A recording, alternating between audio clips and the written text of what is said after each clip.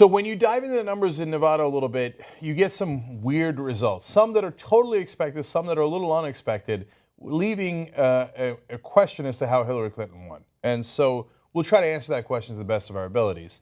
And I have a theory on it. So the most surprising part is the Latino vote. That was supposed to be part of our famed firewall. Latinos will go for Hillary Clinton in Nevada, and African Americans will go for Hillary Clinton in South Carolina, and she's going to hold strong because of that. Well, according to internal numbers from the Sanders campaign, based on our reporter Jordan Chariton's reporting, he actually got within 3 points of her in the Latino vote. I saw a poll coming out of ABC News where he won the Latino vote. Okay, so that's very surprising, given that she had a huge lead among Latinos, and particularly in Nevada. Now, things that are not surprising is he won people under the age of 45 in a landslide. 2/3 of them went for Bernie Sanders. He won independents in a landslide. 77% of those went to Bernie Sanders. People who care about me, or politician who cares, she only got 20%. Hillary Clinton only got 20%. Now, normally that would indicate you got slaughtered, right? Yeah. But she didn't. So somehow she was able to overcome all of those fairly significant disadvantages. I'm just going to throw out my theory on it. We'll discuss here. I think that perhaps the unions made a huge difference in Nevada. The unions are very strong in Vegas.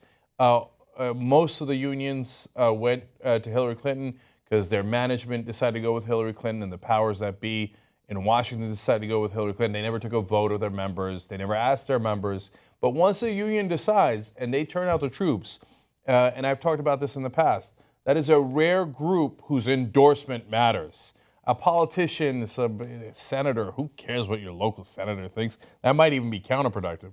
But the unions have people that are ground troops that can go, A, vote themselves, B, turn out the vote for people on your side, C, in a caucus like this, go and convince others, cajole others, etc., right? Now, the nurses union, Jimmy Dore was on the ground for us, said was very vocal in support of Bernie Sanders, but the nurses versus every other union in a place like Nevada, probably not a fair contest, although they gave it all they had. Wes, my first thought is maybe the unions had a huge effect here in turning out the vote. I don't think they did. Okay. Right. Looking at the initial exit polls, it was saying less than 20% of the turnout was union. Mm-hmm. And of that 20%, you can't expect them all. They're not all going to vote what their union says. I think her strength, and what will come out as her strength, is probably coming from regular churchgoers. Because I see this. It's why the Republicans are strong. It's not because they have solid numbers. It's because if you have regular churchgoers, and this is the strength of the African American church in the South, you've got a group of people who are willing to get up on their day off and go someplace to sit and be told what to think. Mm-hmm. They're going there without any, financial reward other than just being there. Yeah. So it's where the Republicans get their strength from. It's where Hillary Clinton's going to get a lot of her strength from, because she has older voters, and so those older voters are more likely to be churchgoers in a lot of the Democratic Party, and it makes a big difference. Yeah. It's amazing. I was just noticing on the screen they were showing the current pledged delegate count, not including the superdelegates, and it's expected that it will now be 80 to 76. In favor of Hillary Clinton? In favor of Hillary Clinton. It's just amazing how close it can be. Yeah. It's also possible. I mean, we know that the single strongest characteristic in terms of who you're going to support in the three contests we've had so far has been age.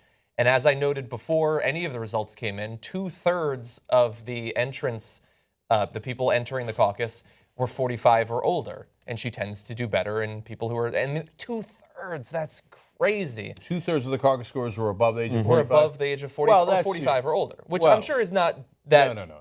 That's the reason she won. Okay, so churchgoers a little bit, maybe the unions a little bit, but the more older voters show up, Hillary Clinton has a much better chance of winning. And she won by 4 points? I mean, maybe if it was at 2 p.m., maybe if it was, you only need to influence an important variable slightly to win by 4 points.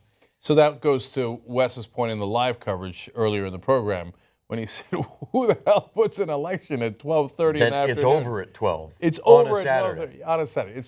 So it's a Saturday, so it's not as crazy, but still pretty crazy. And I don't know if they did it on purpose, and I have no sense of that. But I they're more likely to have gotten the early bird special guys to show up, and they did. If 2/3 of the voters are above the age of 45 in any given state, Hillary Clinton's going to be ecstatic with that result.